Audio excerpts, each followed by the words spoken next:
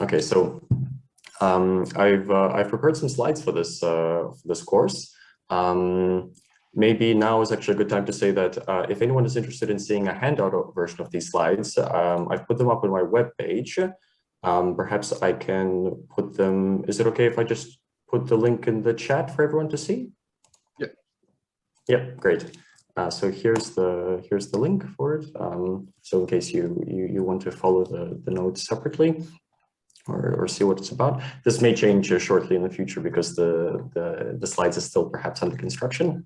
I only finished them last night.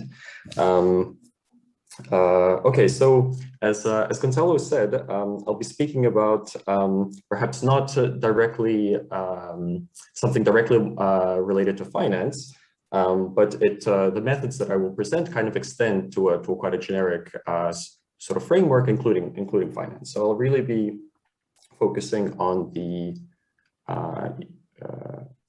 I'll be focusing primarily on the mathematics aspect of the workshop, and I'll leave the financial extensions as for the other speakers. So I'll be speaking about something called the path signature. So the path signature is something that recently has become quite important in applications, and it's taking off as something that's I think quite exciting as a way to analyze data. But historically, it's actually been something that was introduced in pure mathematics. So in fact, it was studied in quite a deep context back in the 50s, and more recently over the last 20 years in its connection to rough path theory. So I won't be speaking that much about rough path theory. I'll mostly be speaking about sort of how the signature appears for very smooth paths, or something very simple like piecewise linear paths, and which is essentially what one needs for applications. Okay, so I'll touch a bit first on the mathematical aspects of these things, so in the first few lectures, and then in the last few lectures, I'll kind of steer more towards applications. Okay, so let's begin. Okay, so just to set the scene, the kind of data that we're going to be interested in studying is time ordered. So this is any kind of data where there's some sort of an ordering of events, perhaps indexed by time as well. So the very first one that comes to mind, and this relates to the title of the summer school. So it's a financial time series. So you might be looking at the price of an asset. So this is a very simple example of time ordered data. And here, every particular event has a particular time assigned to it as well. So maybe March 1995 or something like this. So there's an ordering and a time index. Another one where slightly different, where there's not necessarily one particular time stamp for every event, but the ordering of events is what's important, and this is a text. So here, one might think of sort of assigning to every character some integer, which is its position in the text. But this integer is somehow arbitrary. You don't really care about the exact integer that you assign to each character. You just care about the ordering of these characters. So you can't just jumble around these letters and achieve the same effect. So you really have to put these letters in the correct order in order to achieve the effect that you want. And yet another kind of quite different example is that of some sort of an evolving structure, like an evolving network. So you might be interested in looking at all of your Facebook friends and their connections and tracking that big graph as a function of time. So you might be interested in understanding how that object evolves in time. So these are examples of the kind of data that we would like to study and learn from. Okay, so we can think of time-ordered data, and we'll do this for the rest of the course as a path. So a path to us is essentially just going to be a function from some from some interval of time, AB, into a set X. And the set X can be quite general. So we'll primarily focus on the case when the set X is Rd, so it's Euclidean space, it has d-dimensional vector space. So in the case of a time series, this would be a path from AB into Rd. AB would be the time horizon, and D would be the number of assets that you're tracking, or somehow the number of different operations that you're tracking. For text, you would think of this as a function from the interval 0 t, where t is the length of the text, into some alphabet a. So here, because we're presenting things in English, the alphabet would be something like all the letters and punctuations and lower and uppercase, so this sort of stuff. Okay, and then the final one.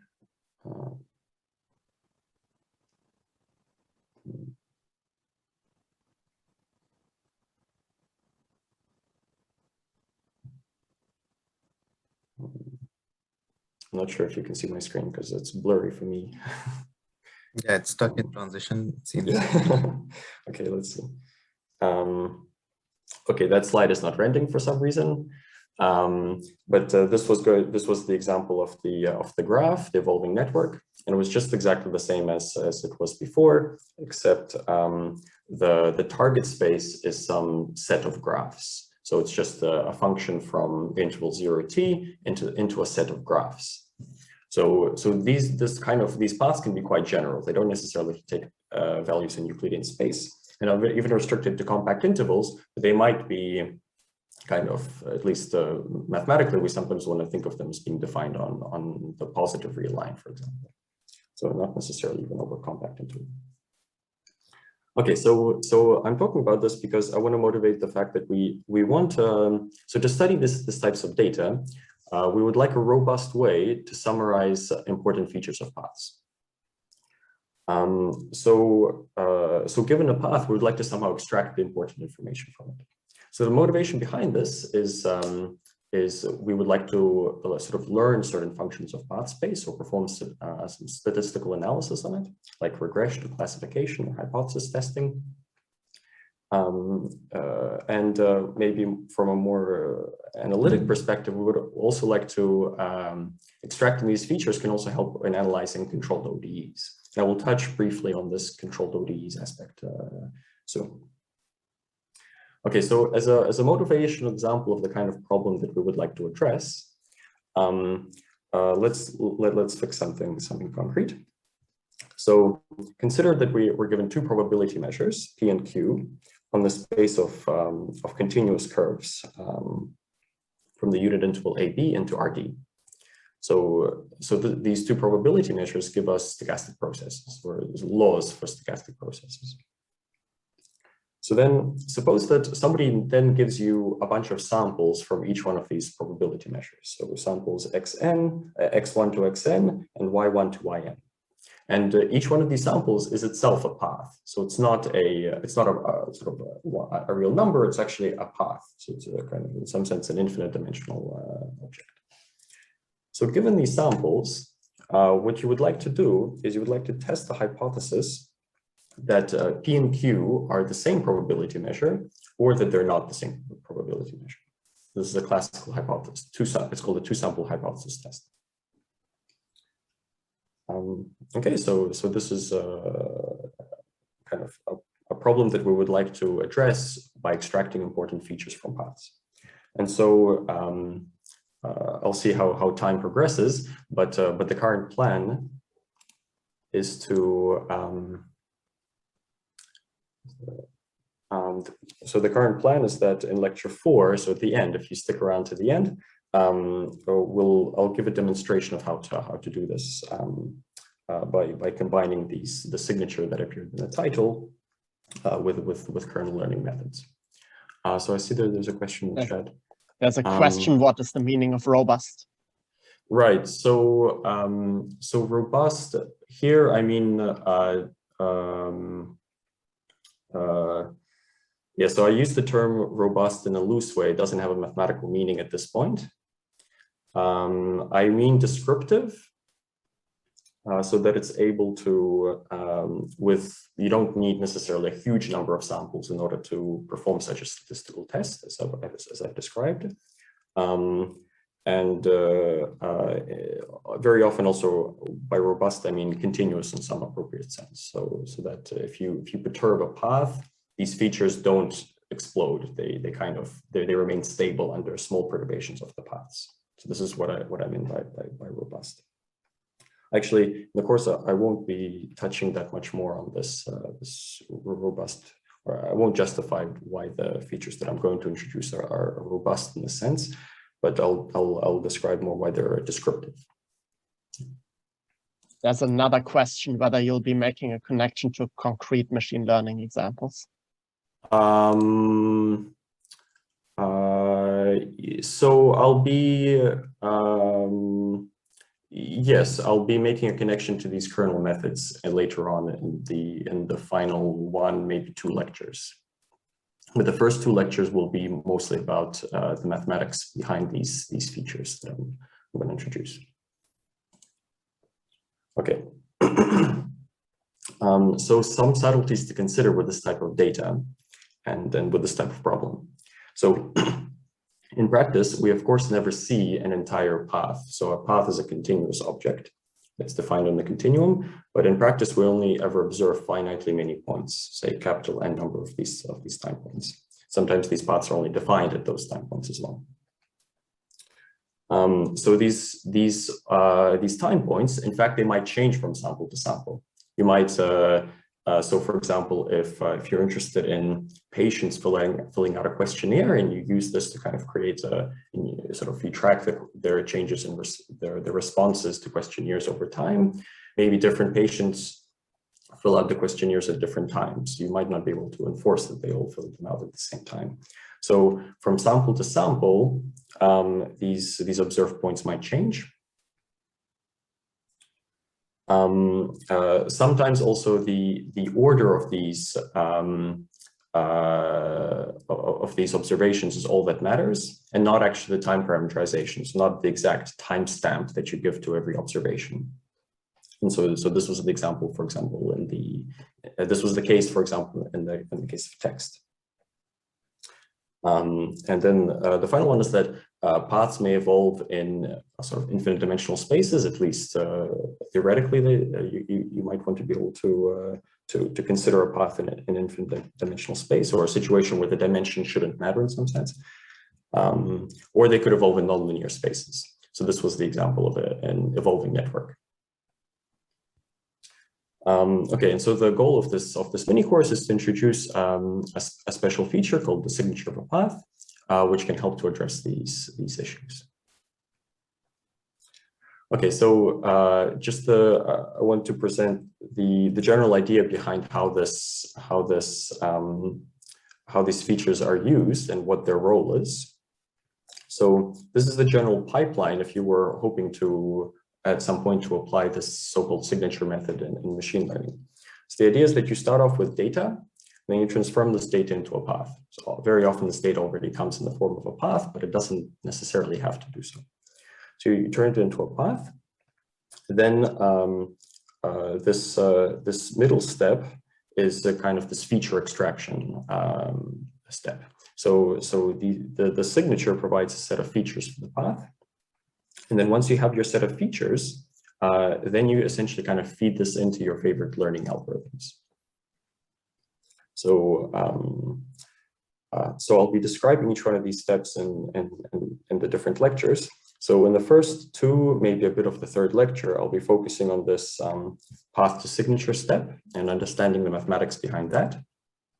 In the third lecture, this data to path is quite a short topic, so I'll cover this very briefly, probably in maybe half of the third lecture or even less. Depends how time goes. And the final step, signature to learning algorithms, I'll describe a general way to do that at first in the final lecture, and then I will focus down on these so-called kernel methods that I described on the previous slide, with the aim to address this particular hypothesis test or problem. Okay. So that's the plan for the course. Okay, so just to give a couple of examples of where you might want to look at for further applications of the signature method, just as maybe a bit of advertising for it. So one of the very first applications in machine learning of the signature was in combination with convolutional neural networks, and these were implemented by Ben Graham. when he entered the ICDAR Chinese character recognition competition. He won first prize there with this method.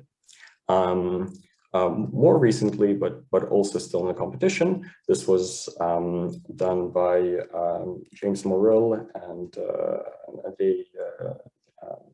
Andrei Kormiltsin and their co-authors when they entered the PhysioNet 2019 Computing and Cardiology Challenge, and they also won first prize there. I think they combined it with gradient boosting regression. Also, the computation of the signature has been implemented in a few Python libraries, which all have different focuses. So these are II signature. This is of Ben Graham and his student Jeremy Reisenstein. Also signatory and iSig, which were developed by Terry Lyons and his co-authors. And I think signatory was in particular developed by Patrick Kidger. So you can find these computational methods there.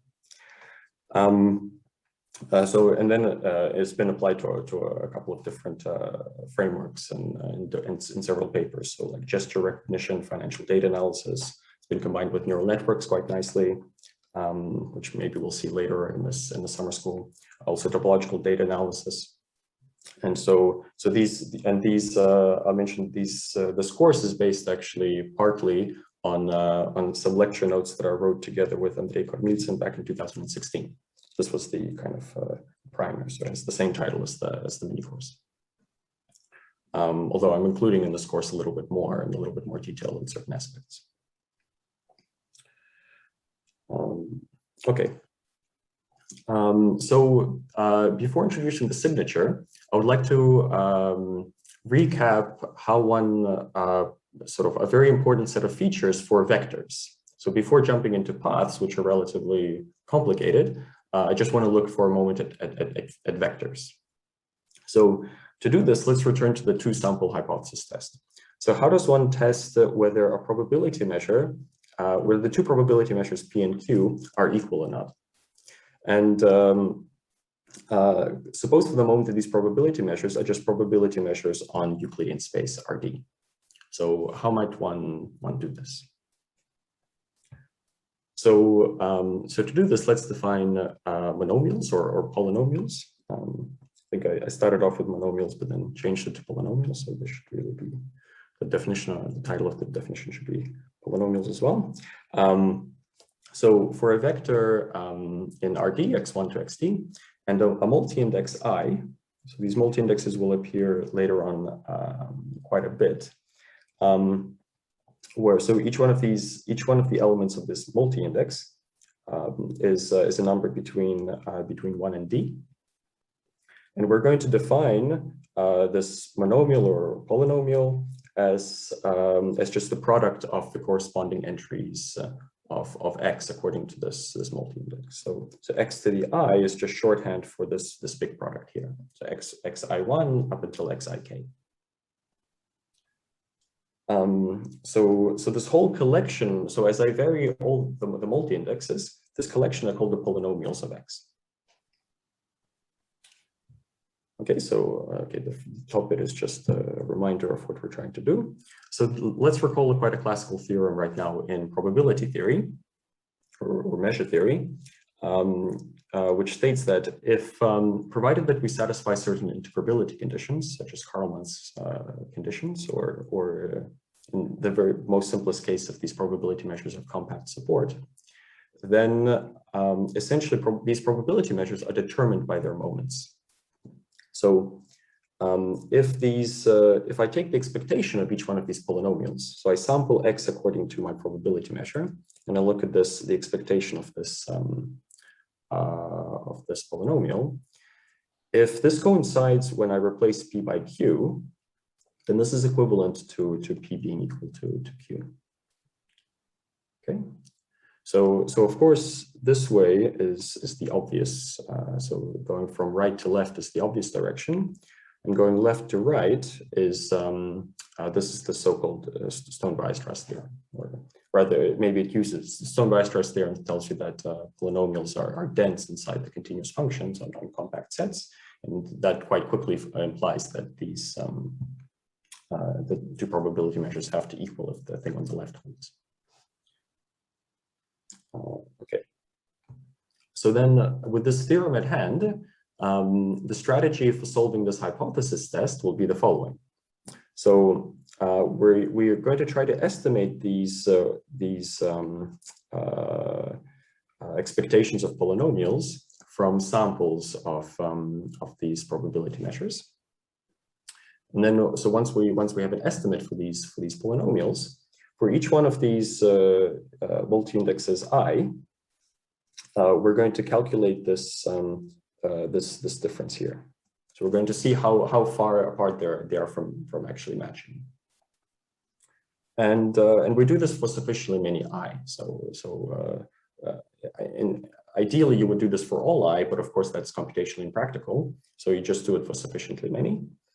And if it turns out that this DI is large, then we reject the null hypothesis. So we say that the probability measures aren't equal. And so this is a formulated as quite a vague general strategy. There's quite a lot of literature actually on how to make this estimate, and also of what large means. Okay, so I'll touch upon that later on, and actually in the final lecture. Okay, so what was the point of me actually saying all of this? So my only message from this is that polynomials are useful features. So polynomials can help in problems like this. And of course, I think if people have done statistical analysis before, you'll be quite familiar with this idea that polynomials are actually very useful objects. Okay, so with having said that, what we'd like to now do is generalize polynomials to path space. So the signature feature that I described is going to be some analog of polynomials. Okay, so just for concreteness, we consider henceforth until essentially the end just our d-valued paths. So to me, a path is always going to be taking values in d-dimensional space. So something that one might like to do, and this is not what we're going to do ultimately, but just I stated just for comparison's sake, is you take your path and you look at its finite dimensional projections. So for every k points inside your interval AB, you look at these values xt1 up until xtk, and then you take polynomials of all of these. So this is now, so once you do this, this just gives you a vector in R d times k, and then you can just take multi-indices of this new vector. Okay, and so this approach has certain advantages. So it can certainly characterize laws of stochastic processes. So if these polynomials of all the projections agree, then these stochastic processes, so kind of like two stochastic processes will have the same law. So if the expectations of those polynomials of finite dimensional projections agree. And they're also very simple to work with. So they're very simple to define. You just take your projections and take polynomials of them. Okay, so but there's a few disadvantages to this as well. And so the disadvantages is that it can require quite a lot of time points to become effective, especially if your data is somehow quite highly oscillatory. Finite dimensional projections sometimes don't capture that much information until you sample a huge number of them. Also, the space of polynomials on R d times k is very, very large. So we're thinking of k going to infinity. So we're sampling more and more points. And so this Euclidean space, its dimension is increasing. And then the polynomials, even of some fixed degree, also increases very largely, very quickly. And then perhaps the main disadvantage is that it becomes unclear how to compare paths with different observed points. So this goes to this problem that certain samples can have different observed points. And so if you have two samples that you want to time points that you're comparing them with, or the time points that you've observed them with are different, this method doesn't really give you a way to compare those. Okay, so we're going to try a different generalization of polynomials. So this is this first step of path to signature. So this analog of polynomials was introduced by Chen and Magnus back in the 50s. It was later studied by Fleece in control theory, and more recently it was studied by Lyons in rough path theory. Okay, so to define this this feature, I'm going to give a definition of now proper definition of a word, or what I was previously calling a multi-index. So I'm actually going to switch notation a little bit. So usually these things are actually, at least in the framework of signatures, they're called words. So a word, which is we've seen this before, it's just a finite sequence of numbers I1 up until Ik, where each one of these is an integer from 1 to d. Okay, and so the length of a word is often denoted with this absolute value, and this set 1 to d is called the alphabet.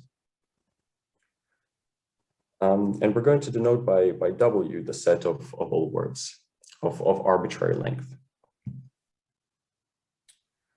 So so keep in mind that the empty word is an element of W. So this is the empty sequence.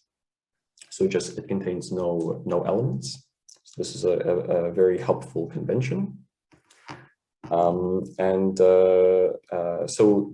just like polynomials, I was using multi-index there before, but so in the sequel I'll be using words. Just like polynomials, signatures will be indexed by words. Okay, so so before I was ignoring any kind of analytic considerations. So this is now the first part where I'm going to require a little bit of analysis.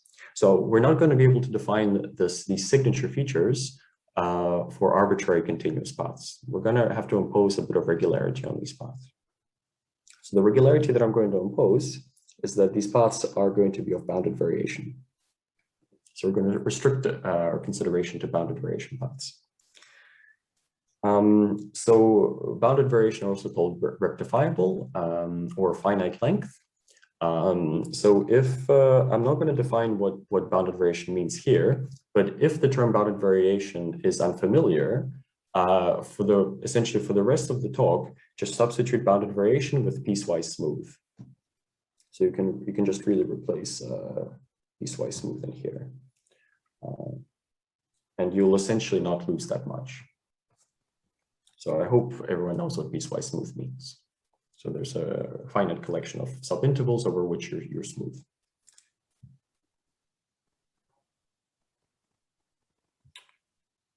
Okay, so the next step in defining the signature is we need to define iterated integrals of paths in this space. So for for a path x from AB into RD and a word. So this is for a path like this and a word I1 to IK, we define the iterated integral as S of x to the superscript I, and notice that there's a time parameter here. So there's a dot here. So this itself is going to be a real valued path. And we're going to do it inductively as follows. So for every t inside of, so t here is inside AB,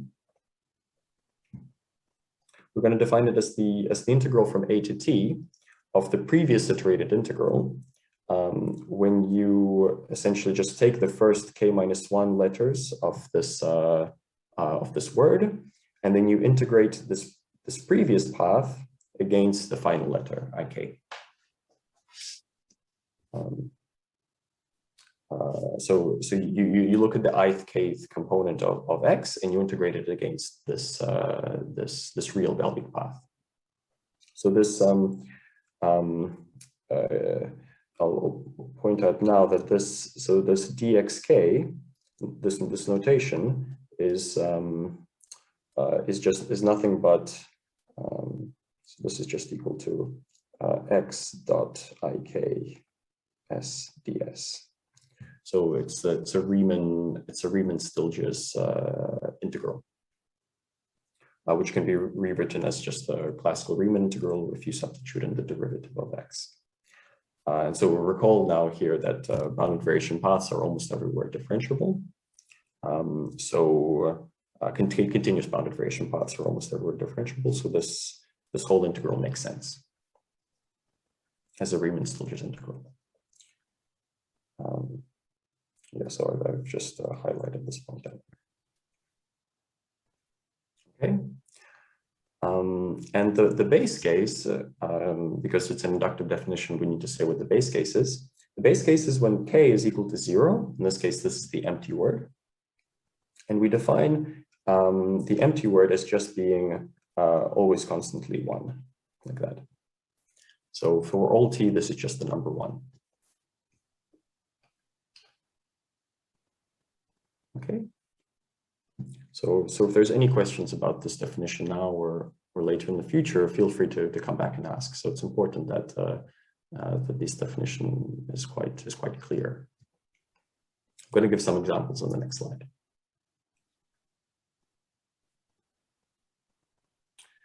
Okay, so our first examples are the first example is just a copy from the previous page. Now let's look at a word with one letter. So just the letter I. So then there was this. So I would need to substitute this guy into here and evaluate it at time s. This guy is just 1, so I don't write the 1. And so the first kind of iterated integral is becomes just the increment of the path for every time t. Okay.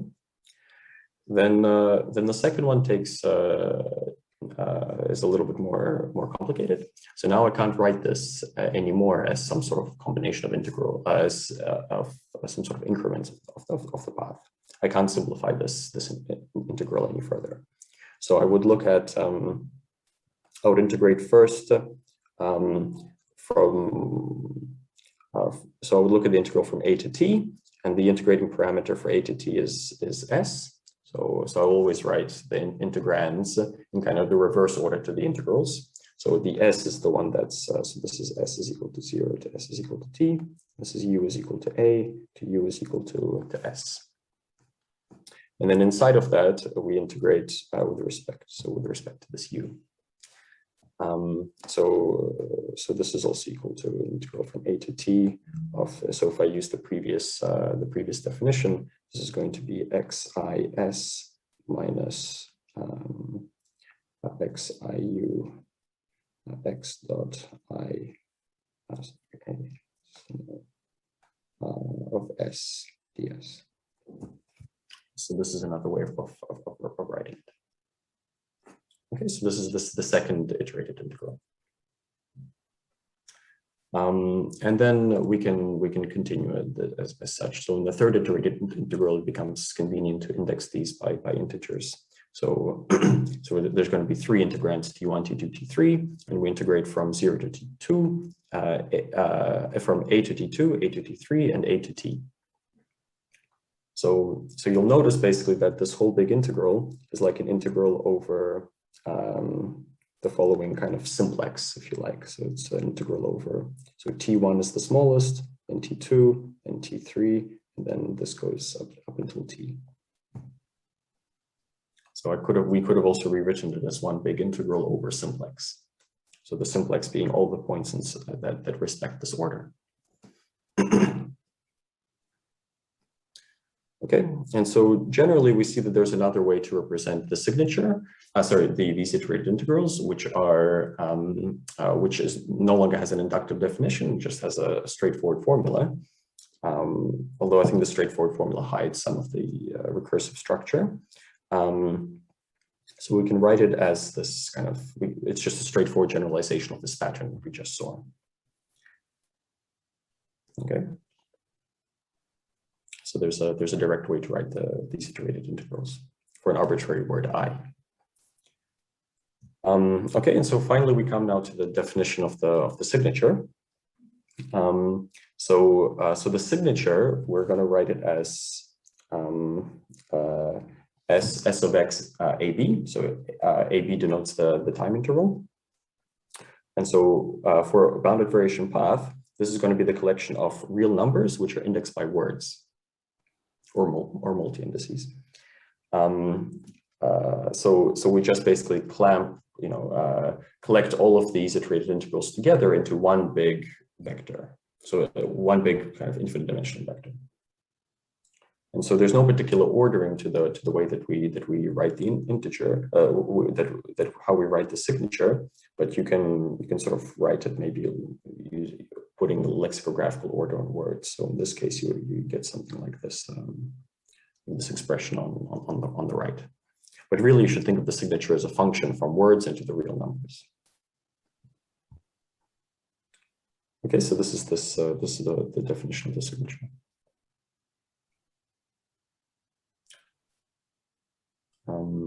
Okay, so let's look at two very simple examples of the signature.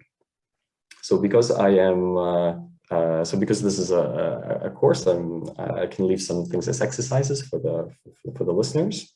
So this will be the first exercise. So let's fix a vector x in Rd and define a path x of t is equal to tx. And the path is going to be defined over 0, 1. So then show that for any word I1 to ik,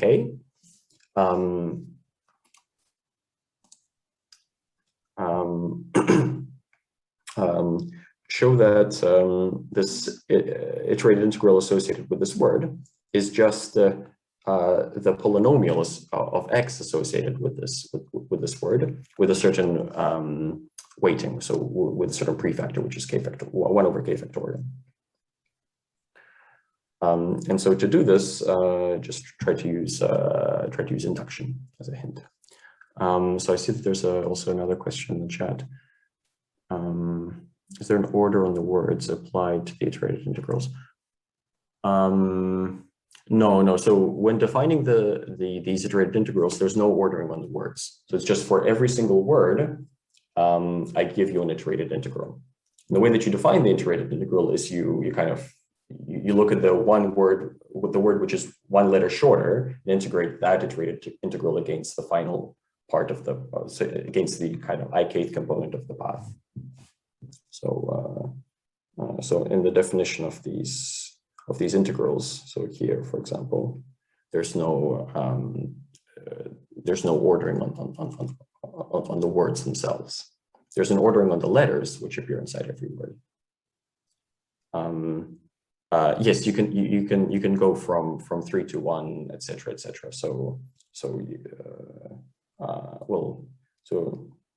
if I understand your question correctly, you can certainly go like this. So maybe 3, 1, 2, 80. So this is an example of an iterated integral. Makes perfect sense.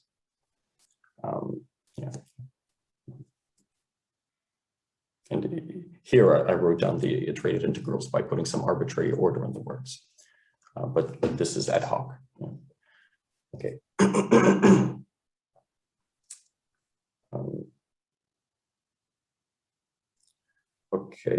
Okay. So this is the first exercise. And so what this once you complete this exercise, what you realize is that the signature of this path captures exactly the polynomials of this vector x. So in this case, the signature encodes precisely the polynomials of the vector little x. So in this sense, the signature generalizes polynomials.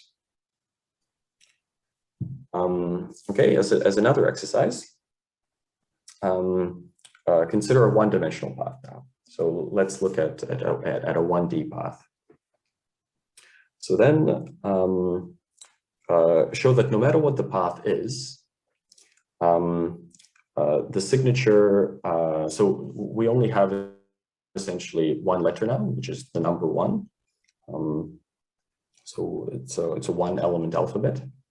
And so here we have, so if we look at the iterated integral of order k, so we look at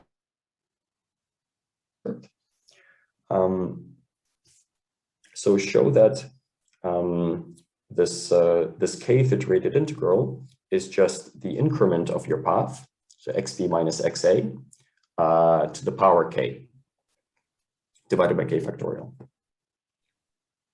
Okay, so yeah, so the hint there is just to use the product rule. Okay, so then once you complete this exercise,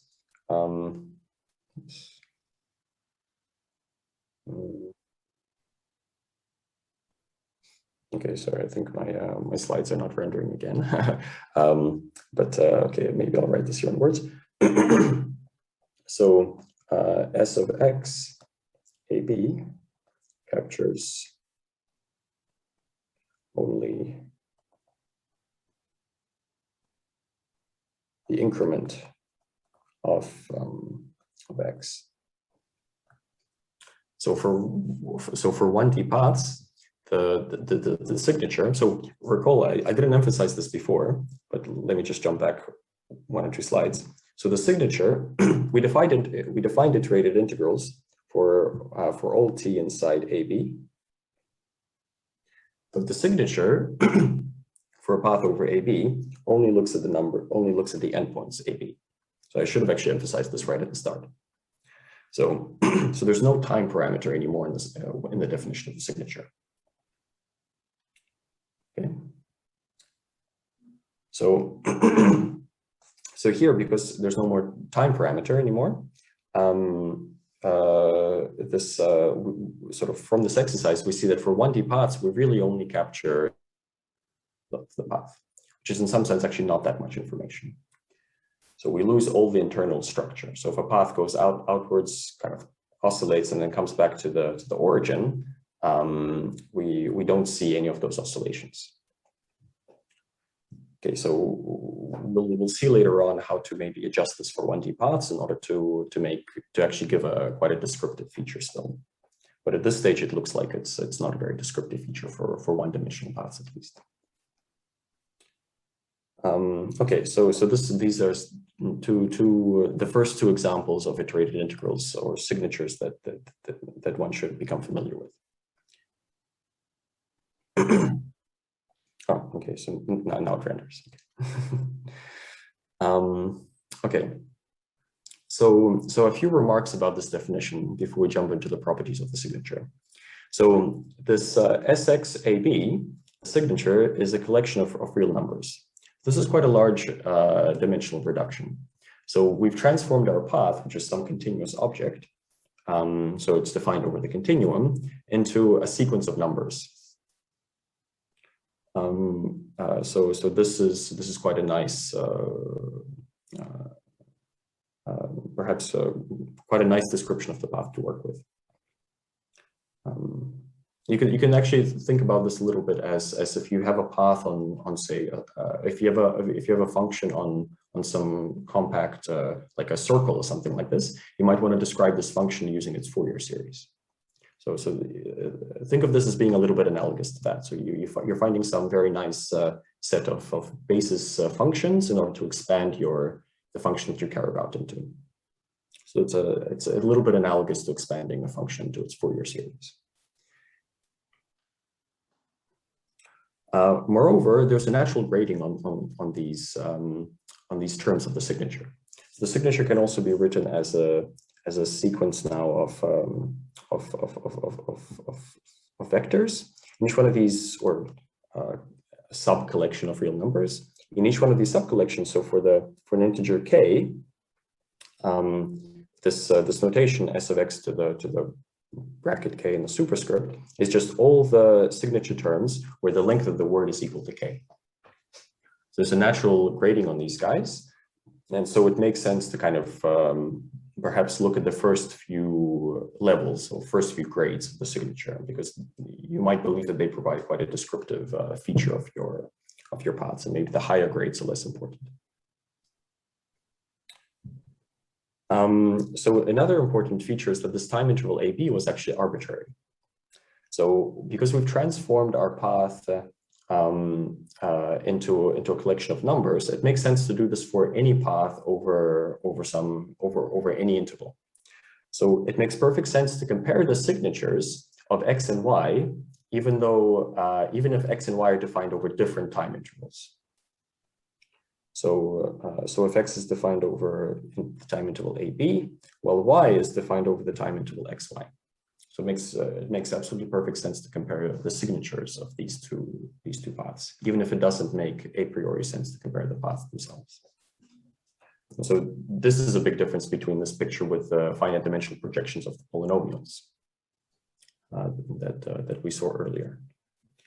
Of course, it's important though that the dimension here is the same. So these dimensions need to be the same to make the comparison.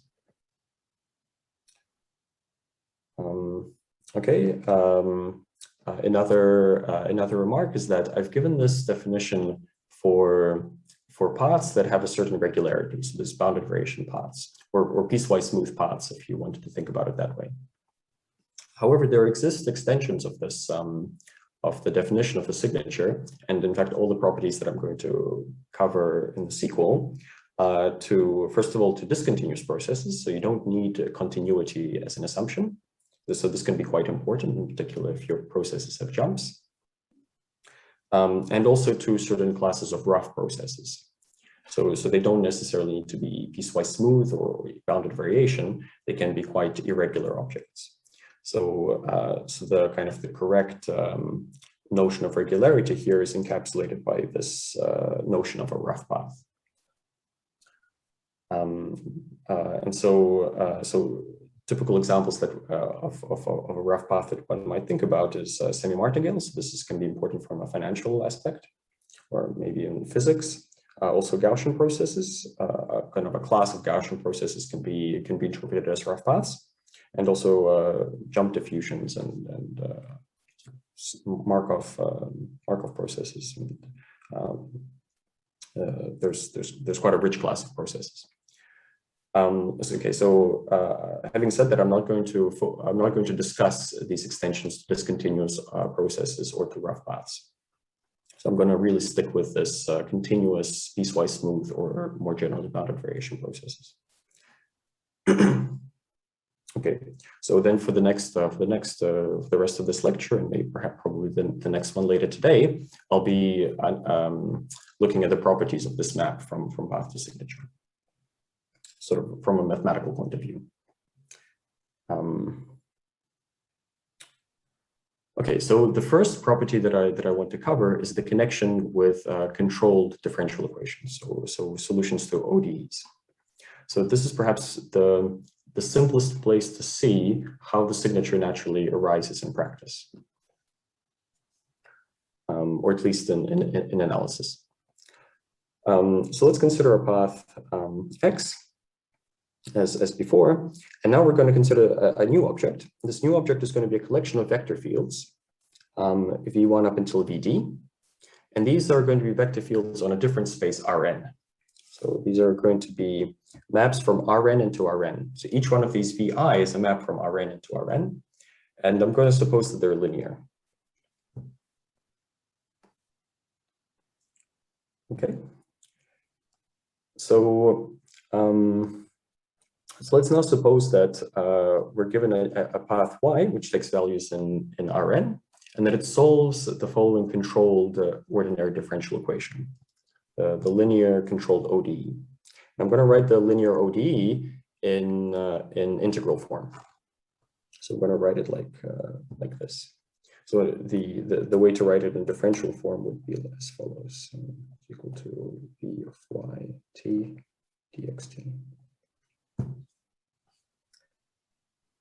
Where I ignore the summation over the i's, and where y at a is equal to little y. So this is an equivalent formulation of writing it. Okay, so if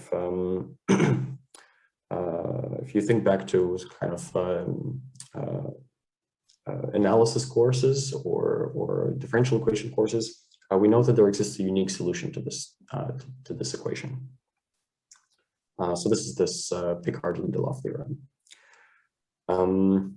what we'll see is that the signature actually provides us with a way to explicitly write down what this solution is in terms of purely in terms of x, in fact as an absolutely converging series. Okay, so in order to do this, let's substitute y into itself and use the linearity of the vector fields. So for y in here, I'm going to substitute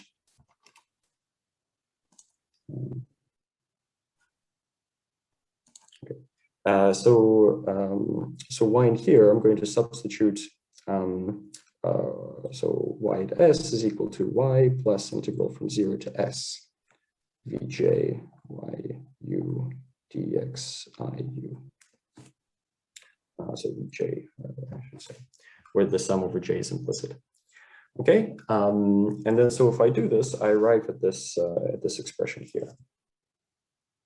So the initial point y here, put it maybe in a different color. This initial point y ends up in here.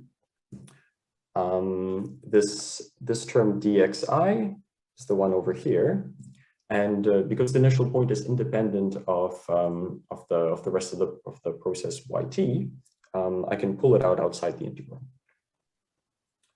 Using linearity of v, I can, so here I've also used the linearity of v to pull out this y. And then the second term here, the second integral, it ends up over here. Okay, so this is where this dj is this, dxj is this dxj. Okay, so now we actually see something that looks somewhat familiar to what we saw before. So this is actually looks very similar to an iterated integral, this the second term.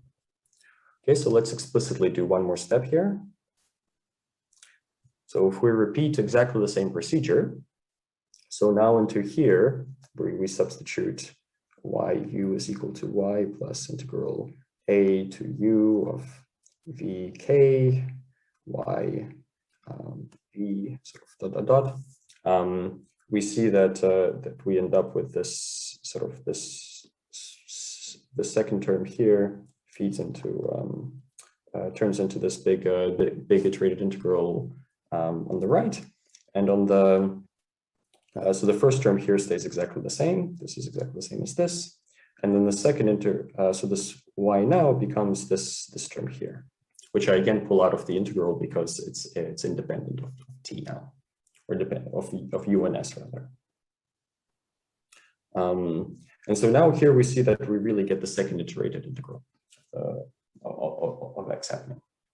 Okay, so we kind of see a pattern. If we make this substitution multiple times, we see that we're going to end up with a stack of like the sum of iterated integrals. So then, so the general formula for this is that by induction, for every non-negative integer n, we end up with this big sum over here. From k is equal to 1 up until n. And we're going to sum over all words of length k. And we're going to evaluate the initial point y against this sort of iteration of vector fields. And we're going to evaluate it against this big object here. And the thing to remark here is that this big object is precisely the kth iterated integral associated with this word of the signature. And then we get kind of what looks like a Taylor-remainder term. This Taylor-remainder term is now something that varies over this. Sorry, it should be. I think it should be T1 or something like this, if I'm not mistaken.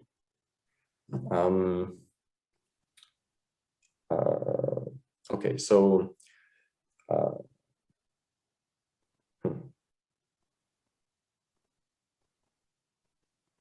Okay, so I'm having technical problems with slides once more, but there's supposed to be an exercise here now. So the exercise is that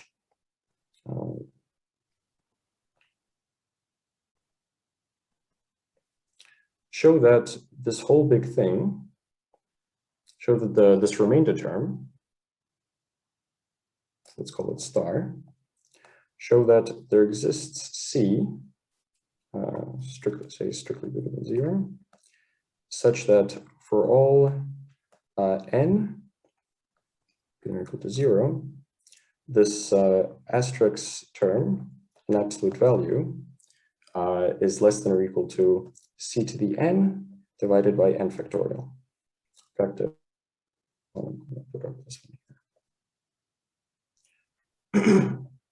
So the exercise is to show that this error term formulated as in terms of these iterated integrals,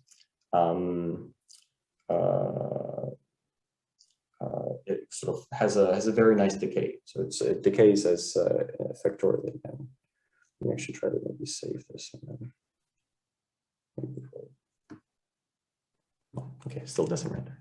Okay, so anyway, so as a hint, try to do this first. Consider without the UVs. Okay.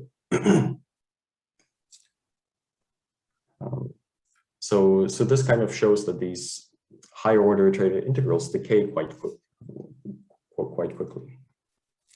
So the consequence of this is that we were able to, because this was an exact equality, and as we kind of move up in the level n, the error term vanishes relatively quickly. We actually obtain a very rapidly converging series expansion for this solution to this linear ODE. So we obtained that this yt is equal to has this expansion. So we sum over all non-negative k. We look at all words of length k, and we look at the signature associated with this word, and we evaluate it against the suitable function with this the vector fields evaluated at the initial point y. And so this gives us an absolutely converging series. And notice actually this is linear in the signature, linear in Sx of AB. So it's a linear function of the signature. So the message here is that the signature determines solutions to linear controlled ordinary differential equations. So this is the kind of the first maybe at least mathematical insight into the descriptive feature of the signature. It's able to describe linear controlled ODEs. Okay, so a couple of remarks again. So this is connected to something called Magnus expansions, for those of you who know what those are. And there's actually quite a deep extension of this result, so which is much harder to prove than the method that I presented just now. And this is that signatures determine solutions to any controlled ordinary differential equation. So this V doesn't actually have to be linear for the conclusion of this what's in the green box to hold. So you won't be able to describe this an absolutely converging series anymore, but the signature still does determine solutions to ODEs. So this is proven in a few works. So starting from Chen, who studied these in the 50s to kind of more recent work over the last 10, 15 years. Okay, so I've looked at this from this ODE perspective, from quite a mathematical perspective. So what's the relevance of any of this to machine learning? So why might the signature be a useful feature? So the point to remember here is that ODEs are highly nonlinear functions of the path itself. So what this means is that ODEs can pick up small differences in kind of the microscopic oscillations of paths. So to illustrate this, what I've done was I've sampled two Wiener processes. So X is a standard Wiener process, and X tilde is also a Wiener process, but it's coupled to X. The way that I generated it was I added a small perturbation to X bar. So as I added a small perturbation to x. So x tilde is a Wiener process, I guess with different volatility, but still a Wiener process. On the when you look at it on the coarse scale, to the naked eye, they look indistinguishable. So their trajectory looks entirely the same. But if you now look at the solution to a differential equation driven by these two paths, these differential equations look noticeably different. So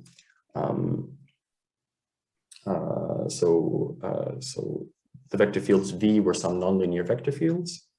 And you can see that actually the paths look quite different, and also the starting point. So the starting point is this purple dot, and the end point is the red dot. Even the starting and end point are very different between these two guys.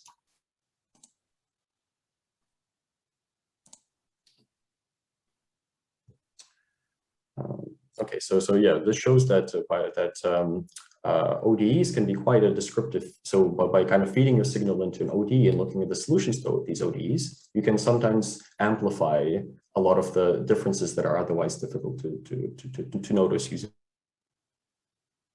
Signatures kind of give a good description of ODEs. This kind of motivates the fact that signatures are in fact a good set of features for paths.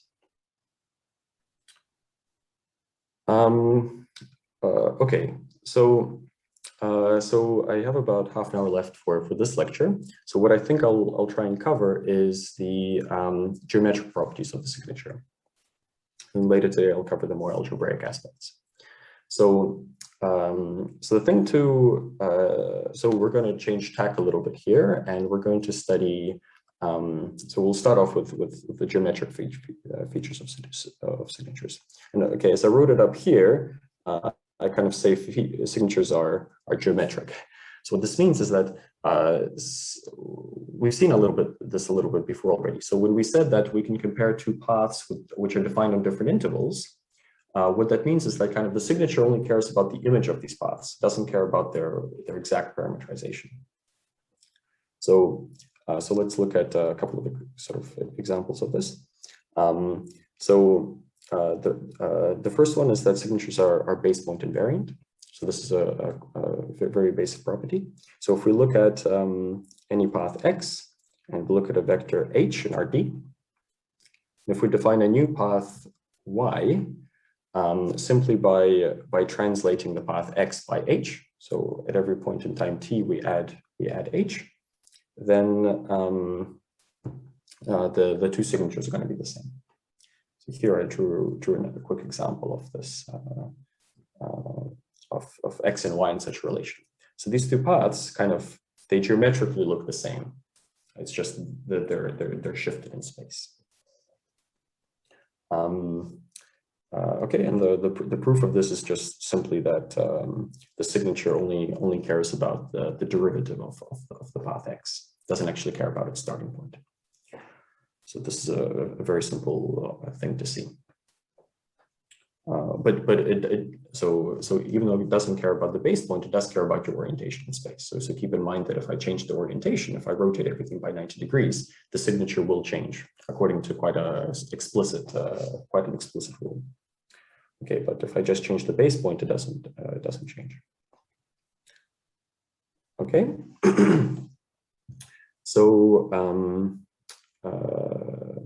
So the second one is this kind of more in this thing about that it doesn't care about parameterization. So there's a time parameterization invariant property of the signature. So let's consider a path x defined over AB, and any increasing bijection psi from another interval xy into AB. So xy does not have to equal to AB. So such a function psi is called a reparameterization. So this is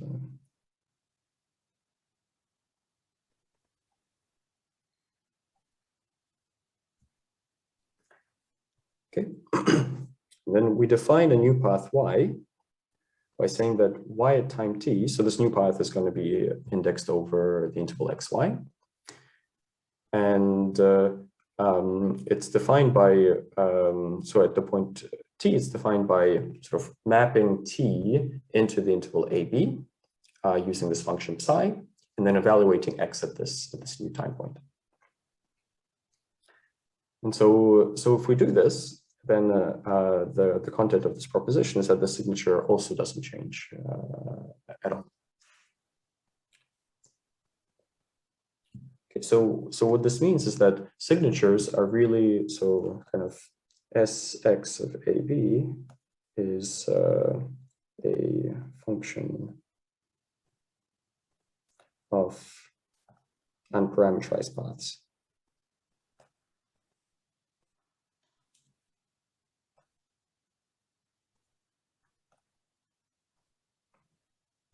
So I really defined it for, say, bounded variation of piecewise smooth paths, but really it's a function of kind of, if you like, the equivalence class of all these paths that differ by, so two elements of this equivalence class differ by such reparameterization. So you can define an equivalence class on paths using this idea, and then the signature is really a function on these equivalence classes rather than on the paths themselves. Okay, so I want to give a proof of this. So I'm going to actually, throughout most of the lecture, I'm going to prove most of the things. I'll leave them as an exercise. So the proof is actually ends up being quite short, and it, as most of the proofs will be, they're based on induction. So okay, so to prove this, we're going to just write out the inductive definition of the signature. So for a word I1 up until ik, this is the definition of the signature, the recursive definition of the signature. Then we're going to apply the chain rule.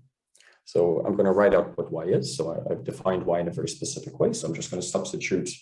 I'm going to substitute this definition here. So recall that dys is equal to y dot s ds. And so this is the time derivative of y. So I'm just going to substitute. I'm going to use the chain rule in evaluating this derivative. So if I do that, I end up with this term inside the integrand. And then I'm going to use induction here. So because I've reduced the number of inside the integrand, I also have now this signature over a word of length 1 less. I'm going to apply the inductive hypothesis here. I'm going to apply the inductive hypothesis for kind of all values of s between x and y. So even though the theorem is kind of stated only for x and y, I can really kind of replace the theorem with xs here, and this will be s of x, a psi of s. This. So I'm kind of going to strengthen my inductive hypothesis to say that this is true for all values of s between x and y. Okay, so I've applied the inductive hypothesis here, and then after this is just a change of variable. So I change the variable psi s to u, and I obtain essentially the recursive definition of the signature over here, but now for x. So this is equal to this guy here. Okay, so this is how one goes about proving this parameterization invariance. Okay, and this structure of proof is actually quite indicative of most of the proofs that we're going to see. So I might leave some of them as an exercise, and in all cases just apply induction in the suitable sense. Okay, so now let's look at another geometric feature of the signatures. So this is quite a kind of a cute fact that relates the second level of the signature to a very intuitive and simple geometric quantity. So this geometric quantity is called the Levy area, also called the signed area. So it's most easily described through a picture, which I've put here. So suppose that our path is this one drawn in red. So we move kind of along the path like this. So this time axis, this x-axis, this is not time. This is the x1 coordinate. So in principle, the path might continue something like this, or something of the sort. So this is just the x1 coordinate, and this is and the y-axis is the x2 coordinate. So then with this, what we're going to do with this path is we're going to connect the endpoint and the starting point. So the endpoint is here and the starting point is over here, and we connect it with this blue line. And we're going to look at the area enclosed. So this gives us a kind of a loop. So we move along kind of this like here, and then we move straight backwards. Every time we circulate like a bubble in a clockwise direction with this loop, we give it like a plus sign. And every time we encircle a bubble in the counterclockwise direction, we give this a minus sign. So in this case, there's kind of two bubbles. So there's this A plus and the A minus.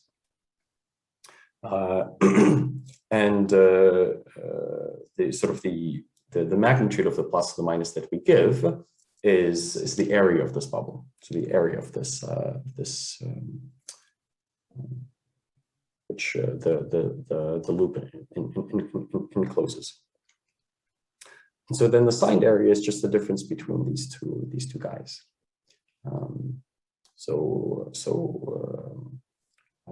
It's A plus minus minus A minus.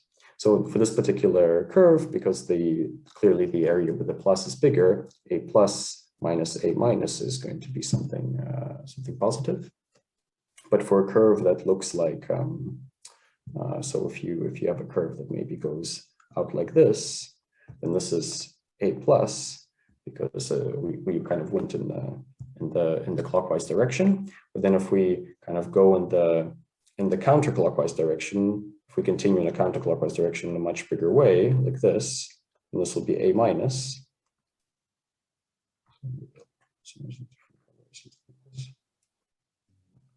Then in this case, A plus minus A minus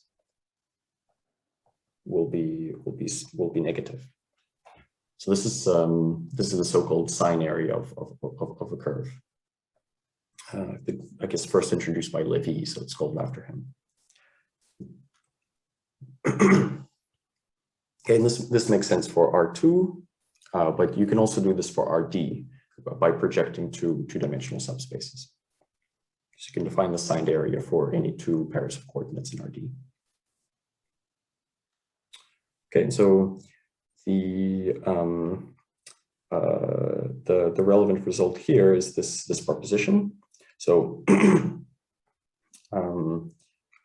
if you look at so recall that in the second level of the signature, there's four. So if we're working in R2, there's four words. There's 1, 1, 1, 2, 2, 1, and 2, 2.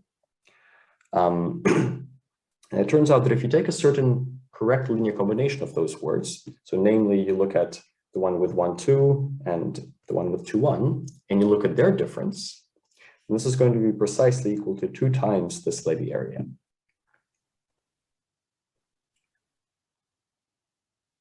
Yeah, so we see that the second level of the signature is able to encode this quite natural geometric object. In some sense, it's a little bit like the winding number or the expectation of the winding number against the Lebesgue measure. Okay, so this is quite a nice intuitive thing. And so as an exercise, try to prove this. So try to prove that this equality holds.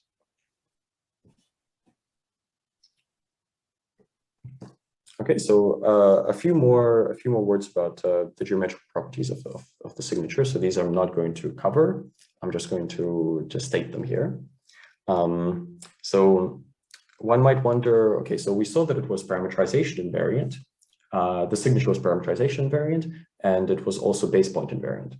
So in some sense, can we classify exactly what kind of paths lead to the same signature? And the answer is that yes, we can. It's not very easy, but one can do it. And so this was done in the kind of the most general case where you include rough paths by in 2016. So this was 2016 paper. So the statement here is that S of x determines x up to so-called tree-like equivalence. So we'll come back a little bit to actually tree-like paths probably in the next lecture. But just the point here is that it's possible to describe very precisely exactly when two paths lead to the same signature. So a very particular simple case, which is easy to understand, is that suppose, for example, that x and y never cross themselves, then so they never self-intersect. Then the statement that their signature is the same is equivalent to x being a reparameterization of y. This is a corollary of this deeper statement.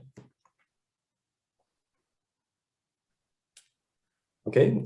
In addition, one can essentially algorithmically recover any C1 path from any C1 path X from its signature. So this is done in this paper by Lyons and Shu. So I guess I rendered the footnotes not so correctly. So here you can sort of see the full details of this paper, but I'll have to fix that. So here this is it's called inverting the signature of a path. So this is quite a nice fact as well. You can by knowing the signature, you can actually recover recover a path provided that it has a continuous derivative. Moreover, one can actually understand the tail behavior. One can understand the length of x from the tail behavior of the signature. So this is quite a nice fact as well.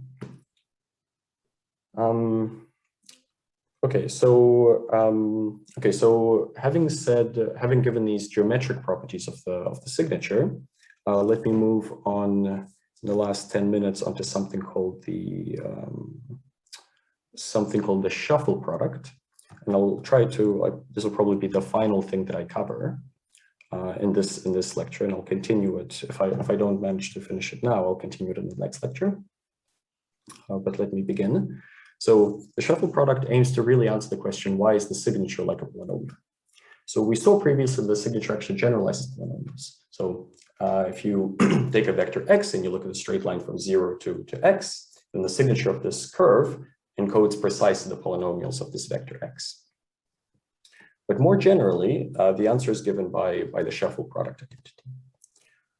Okay, so so the kind of the flavor of the shuffle product identity comes from looking at polynomials. So notice that if we multiply two polynomials together, then kind of trivially, this is another polynomial. So we kind of just take these two words, I and j, and we concatenate them. And so if we take the product of xi and xj, this is just xij, and you concatenate those two words together. So it turns out that for the signature, we can also express products of this type, sxi and sxj, as a sum of signature terms. So, so in order to do this, we need to set up a little bit of notation. So, so for two integers k and m, we're going to call a permutation sigma of the set 1 up until k plus m, a km shuffle, if the following inequalities hold. So we're going to enforce that the pre-image of sigma of 1 to the numbers k respects the original order of 1 to k, and the same with k plus 1 up until k plus m.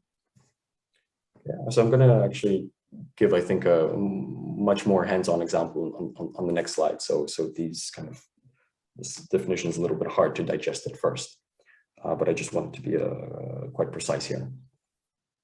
Okay, so we're going to denote by shuffles km the subset of all permutations of the integers k plus m.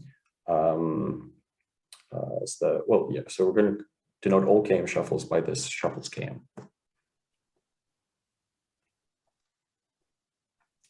Okay, so having defined when a permutation is a shuffle, we're now going to define the shuffle product between two words. So consider two words I and j, and define a new word, which is of length k plus m. So I is of length k and j is of length m. We're going to define a new word r1 up until rk plus m, simply by sticking together these two guys. So just like we saw in the case of polynomials. And then the shuffle product of I and j is, it's going to be a finite multiset of words. So it's important that I write down multiset here, because sometimes it can contain multiple elements. It can contain one element multiple times. So it's not a set, it's a multiset. And the way that we define it is that we take a look at this word, R1 up until RK plus 1, and we permute all of its indices according to these shuffles.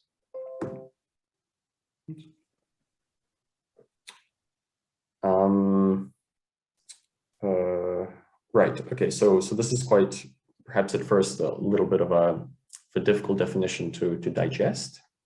So I've given an example here, which I think very clearly illustrates what shuffling is and why it's called shuffling. So let's consider the word 1, 2, 1 and the word 2, 3. I won't highlight it since they're color coded.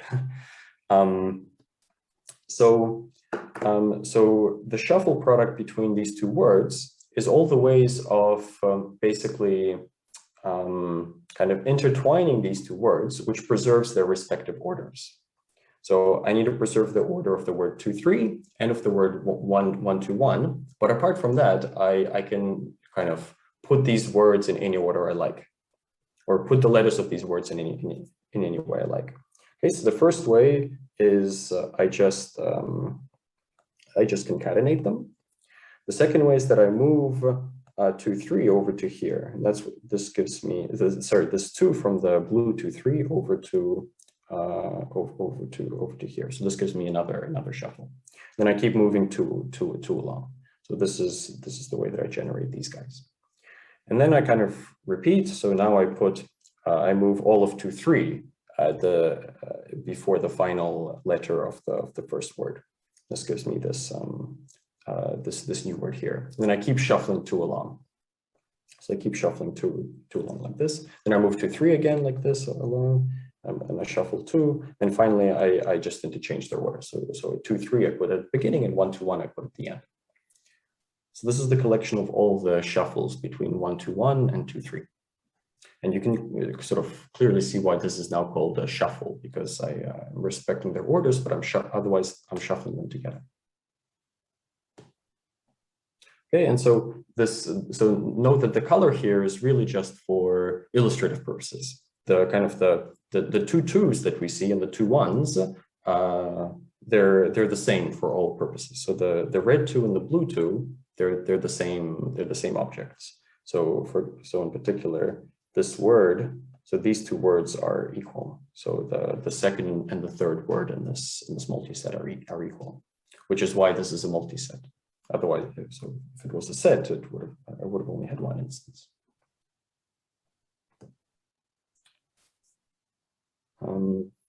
Okay, so having defined the shuffle product between 2 words.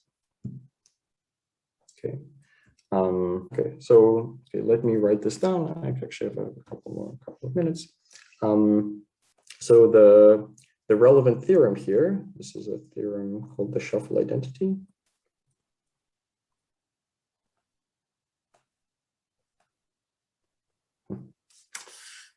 Okay. So not very helpful.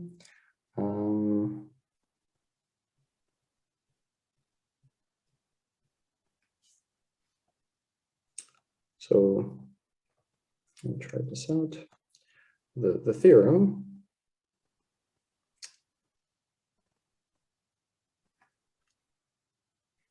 okay. Okay, due to technical difficulties, let me, so we are, there's 5 minutes left according to my clock. Let me perhaps end the lecture here with this definition of shuffles, and I will state the theorem in the next lecture once I figure out how to fix these technical issues.